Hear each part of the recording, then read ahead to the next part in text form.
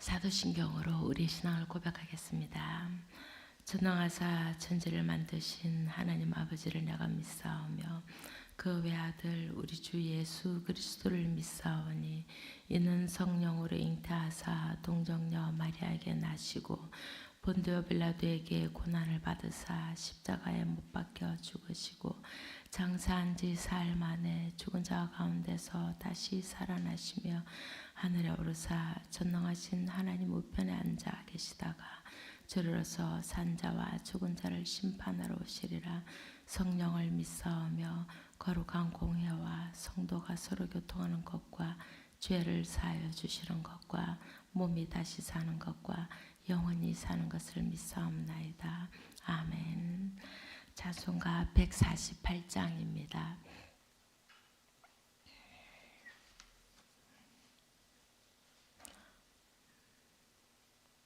148장 영화로운 주 예수의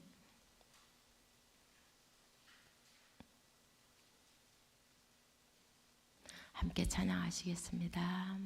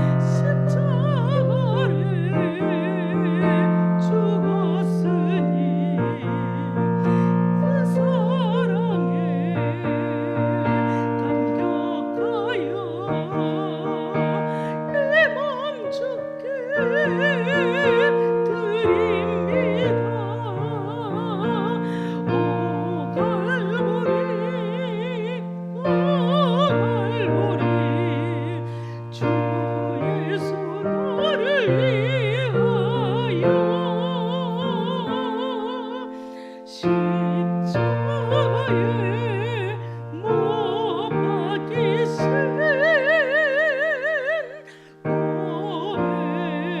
보혜로우신 나의 주. 아이고, 오늘 찬양이 되게 어렵네요. 네, 오늘 우리에게 주신 하나님의 말씀은 로마서 1장 8절에서 12절까지입니다. 로마서 1장 8절에서 12절까지입니다.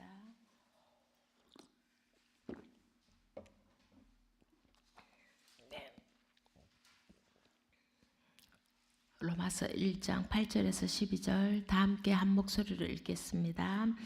나는 먼저 여러분 모두의 일로 예수 그리스도를 통하여 나의 하나님께 감사를 드립니다. 그것은 여러분의 믿음에 대한 소문이 온 세상에 퍼지고 있기 때문입니다. 하나님은 내가 그 아들의 복음을 전하는 일로 중심으로 섬기는 분이시기에 내 마음속을 알고 계십니다. 나는 기도할 때마다 언제나 여러분을 생각하며 어떻게 해서든지 하나님의 뜻으로 여러분에게로 갈 수 있는 좋은 길이 열리기를 간구하고 있습니다.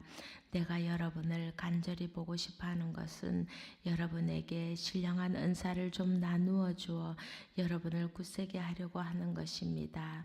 이것은 내가 여러분과 함께 지내면서 여러분과 내가 서로의 믿음으로 서로 격려를 받고자 하는 것입니다.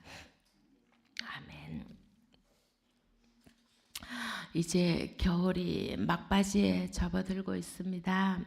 여전히 춥고 스산하지만 우리는 이미 오고 있는 봄을 알고 있습니다. 해마다 겨울은 찾아옵니다. 하지만 아무리 겨울이 혹독한 추위로 우리를 힘들게 하여도 그것은 반드시 끝이 있다는 것을 알고 있습니다. 봄은 우리를 배신한 적이 없고 봄은 따뜻한 바람과 아름다운 산천으로 어김없이 하나님의 사랑을 보여줍니다. 그리하여 우리는 메마른 대지 속에 숨겨진 초록 새싹을 기대하고 있고 시커먼 나무 덩굴이 피어올릴 그 아름다운 꽃들을 기대하게 되는 것입니다. 오늘부터 사도 바울이 쓴 로마서를 읽게 됩니다. 봄과 겨울, 봄과 바울, 그런 생각이 들었습니다. 바울은 어쩌면 사람 속에 숨어 있는 그 봄을 보는 사람이 아닌가 하고요. 예수님을 만나서 죄인의 우두머리였던 그가 변하였듯이 사람들에게 예수님을 전하면 자신처럼 그렇게 변할 것을 분명히 믿고 있었던 것입니다. 바울은 하나님께서 당신의 사랑하는 사람들의 그 마음 속에 봄을 숨겨두셔서 언제든 새싹이 돋고 꽃을 피워낼 수 있는 존재로 만드셨다는 것을 믿었던 것입니다. 전제 조건은 예수님을 만나는 것입니다. 그래서 바울은 봄의 전령처럼 예수님을 전하기 위해 그렇게 동분서주했을 것입니다. 겨울처럼 차갑고 얼어붙은 동토와 같이 꿈쩍을 안 하던 마음에도 복음이 한번 씨앗을 내리면 반드시 싹을 틔워낼 것을 알고 있었던 것입니다. 그렇게 한 사람 한 사람에게서 찬란하게 피어낼 믿음의 봄을 보고 있었기에 바울은 한순간도 쉼 없이 또 한 사람도 포기할 수가 없었을 것입니다. 로마서에는 바울의 그런 열정과 믿음과 사랑이 철저히 녹아들어 있음을 보게 됩니다.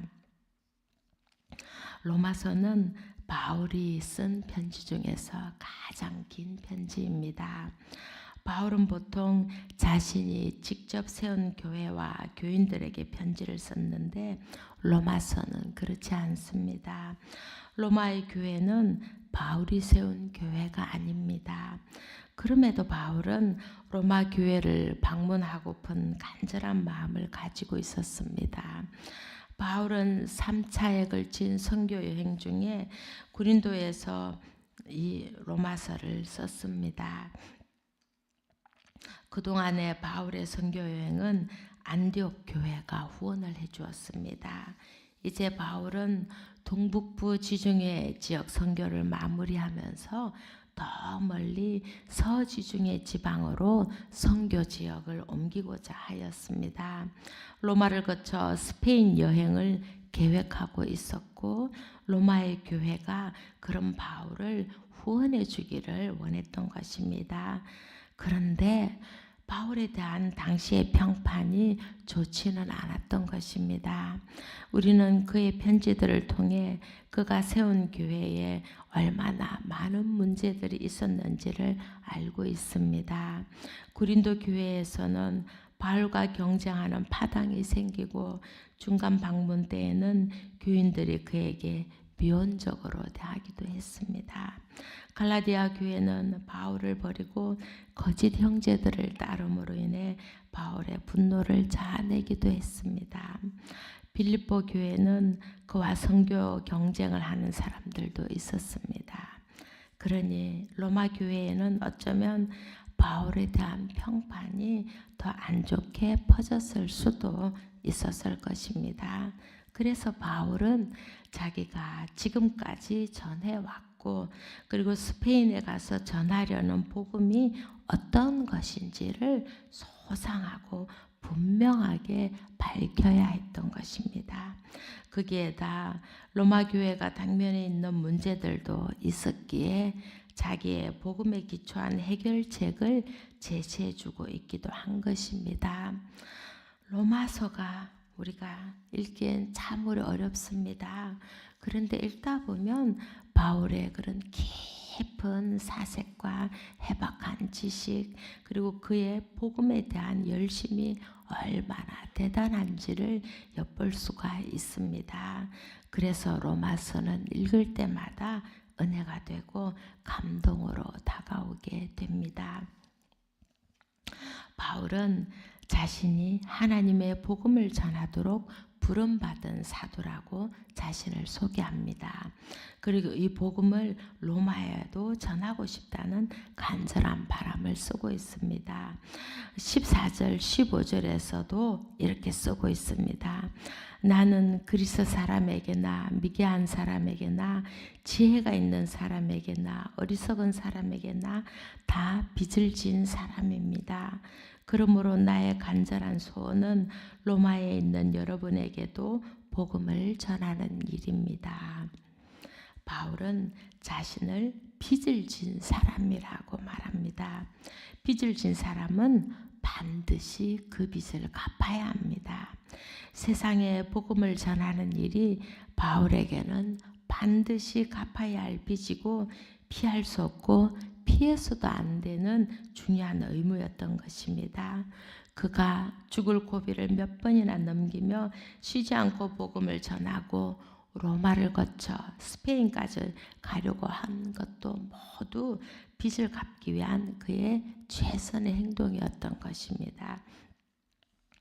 그렇다면 무엇이 바울에게 그토록 빚진 마음을 갖게 한 것일까요? 그것은 바로 하나님의 은혜와 사랑이었습니다.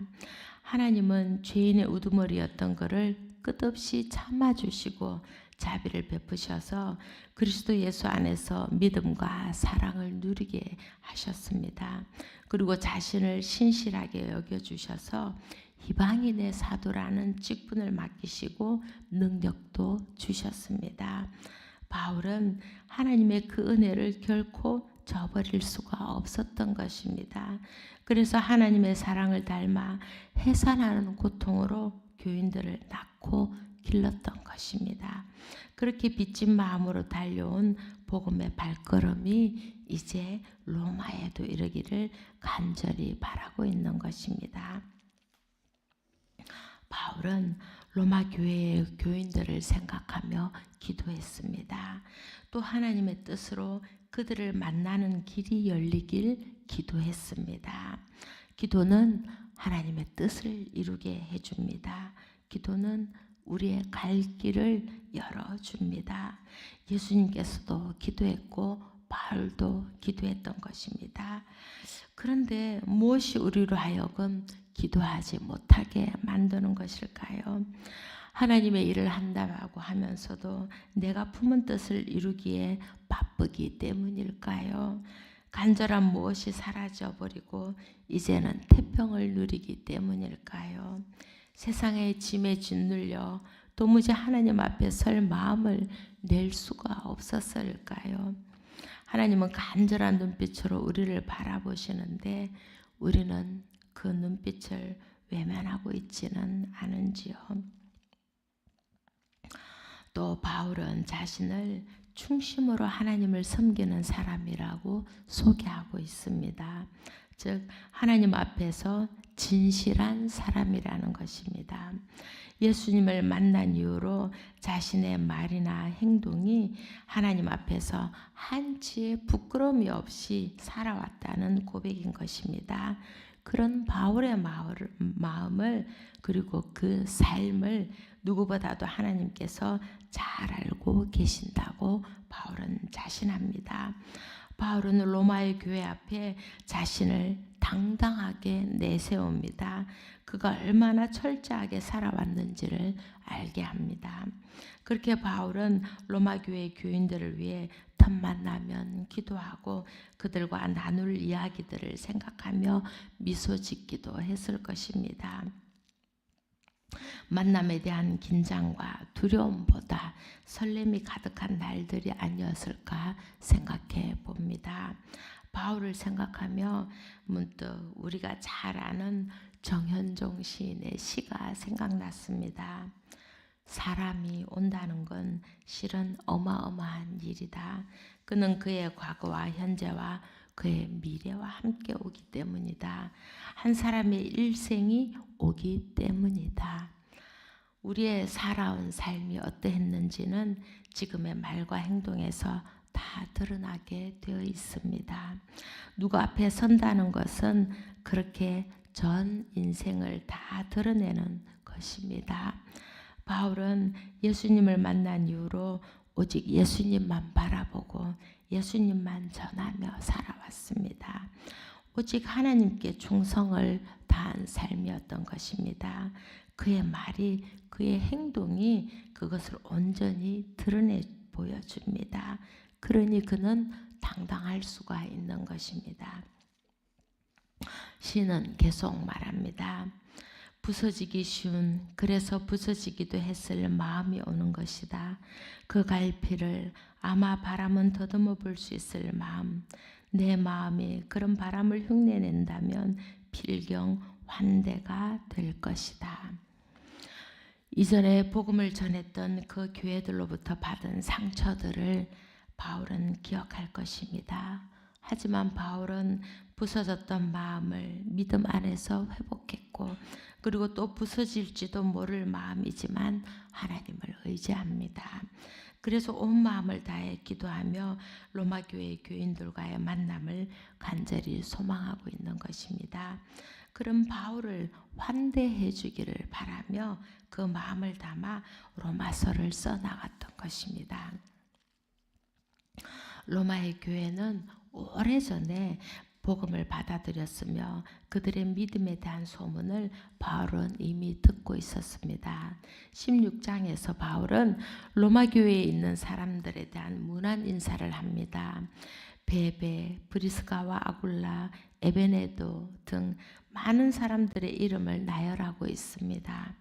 아마도 바울은 그들을 통해 로마 교회의 사정을 잘 알고 있었을 것입니다. 그러니 그들 사이에 있는 다툼 등 그들이 가진 문제들을 알고 있었을 것이고 박해가 심해지던 때라 그들이 흔들리지 않도록 굳세게 해주고 싶었을 것입니다. 바울은 그렇게 로마 교회 교인들과 함께 하나님의 은혜와 사랑을 나누며 깊은 사귐을 하길 원했던 것입니다. 12절에서 바울은 내가 여러분과 함께 지내면서 여러분과 내가 서로의 믿음으로 서로 격려를 받고자 하는 것입니다. 라고 말합니다. 바울은 일방적으로 로마 교회의 교인들을 가르치려고 하지 않습니다. 오히려 믿음이 깊은 그들과 서로 교제하며 그들의 믿음의 이야기를 듣고 자신의 이야기도 하고 싶어 합니다. 그렇게 함으로 바울은 자신의 복음 사역에 대한 격려를 받고 싶었던 것입니다. 바울은 그랬을 것입니다. 지나온 선교 여행 중에 겪었던 수많은 이야기들, 가정 풍파에 대한 이야기도 나누며 지나온 날들이 헛된 것이 아니었음을, 오직 복음을 위해 순전한 그 마음과 행동에 격려도 받고 싶었을 것입니다. 또한 숱한 어려움을 당한 로마 교회의 교인들의 이야기도 들어주며 그들을 더욱 격려하고 싶기도 했을 것입니다. 그렇게 바울은 그들과 함께 예수 그리스도 안에서 복음으로 하나가 되고 싶었던 것입니다. 바울은 로마 교회의 교인들이 자신의 믿음의 동역자가 되어주기를 간절히 원했던 것입니다. 하나님께서는 우리들에게도 믿음의 동역자를 주셨습니다. 우리는 구역 모임을 하면서 성경 공부를 하면서 교회의 여러 봉사들을 하면서 믿음의 동역자들과 교제를 합니다. 우리는 언제나 환대할 준비가 되어 있어야 합니다.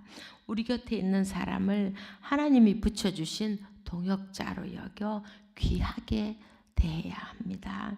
그래야 우리는 그들의 말에 귀 기울일 수 있고 또한 그들에게 우리의 이야기를 할 수 있게 되는 것입니다.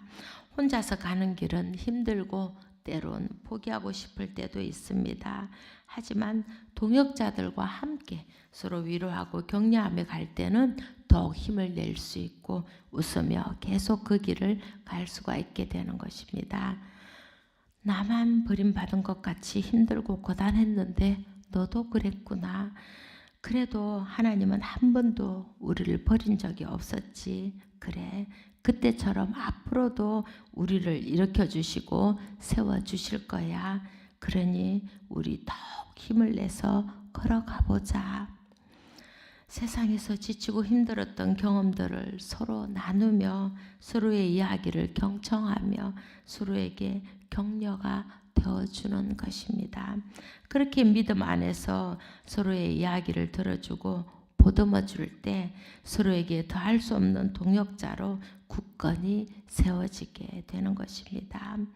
우린 때로 아니 자주 그렇습니다. 사랑한다고 하면서 하나님 안에서 한 형제 자매라고 하면서 그들의 이야기를 경청하기보다 자신의 이야기만을 앞세울 때가 많습니다. 자신의 생각, 자신의 경험만이 정답인 것처럼 말할 때가 많습니다. 그래서 다른 사람의 이야기는 듣지도 않고 무시합니다.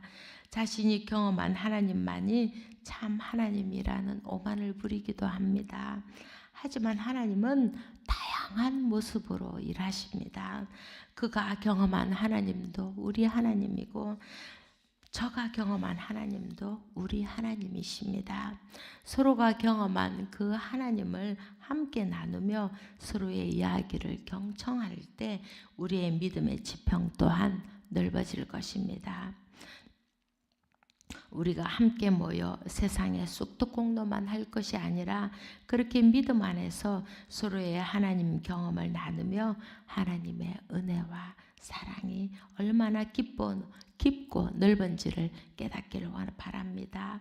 그렇게 함으로 우리가 어떤 어려움이 닥쳐도 동역자들과 함께 믿음으로 이겨낼 수 있길 바랍니다. 그리하여 우리들 가운데 믿음의 봄이 활짝 피어나기를 간절히 소망합니다. 기도드리겠습니다. 사랑의 하나님, 오늘도 주님의 말씀을 듣고 주님을 예배하게 하시니 감사합니다. 부족한 종의 입술로 전한 말씀이지만 작은 것 하나라도 우리를 깨치는 말씀을 붙들 수 있도록 도와주옵소서. 오늘부터 시작되는 로마서 읽기가 우리의 믿음을 새롭게 하기를 바랍니다. 바울이 전하는 그 복음의 말씀이 잠들었던 우리의 영혼을 깨우기를 바랍니다. 예수님만을 전하였던 바울을 닮기를 원합니다. 바울처럼 이웃을 위해 기도하게 하시고 하나님 앞에 부끄러움 없이 설 수 있는 사람이 되길 원합니다. 바울처럼 경청하는 사람이 되기를 원합니다. 내 말만 진심이라고 주장하지 않게 하시고 내 말만 늘어놓지 않게 하시고 다른 사람의 말에 귀 기울이고 그들의 말에 진심으로 고개 끄덕일 수 있는 사람이 되게 하옵소서. 하나님, 이 사순절기에 우리의 믿음이 그렇게 깊어지기를 원합니다. 그리하여 나를 주장하지 않고 오로지 주님만을 주장하며 살아 죽으나 내 전 존재가 주님의 것임을 선포하는 믿음의 사람이 되게 하옵소서. 생명을 살리시는 하나님, 지금 병으로 고통받는 당신의 자녀들을 속히 회복시켜 주시기를 간절히 비옵니다. 주님이 그 손 잡으시고 일으켜 주옵소서. 주님 도와주시옵소서. 주님 도와주시옵소서. 이 모든 말씀 살아계신 주 예수 그리스도 이름으로 간절히 기도드리옵나이다. 아멘. 하늘에 계신 우리 아버지여, 이름이 거룩히 여김을 받으시오며 나라의 임하옵시며 뜻이 하늘에서 이룬 것 같이 땅에서도 이루어지이다. 오늘날 우리에게 일용할 양식을 주옵시고 우리가 우리에게 죄 지은 자를 사하여 준 것 같이 우리 죄를 사하여 주옵시고 우리를 시험에 들게 하지 마옵시고 다만 악에서 구하옵소서. 대개 나라와 권세와 영광이 아버지께 영원히 있사옵나이다. 아멘.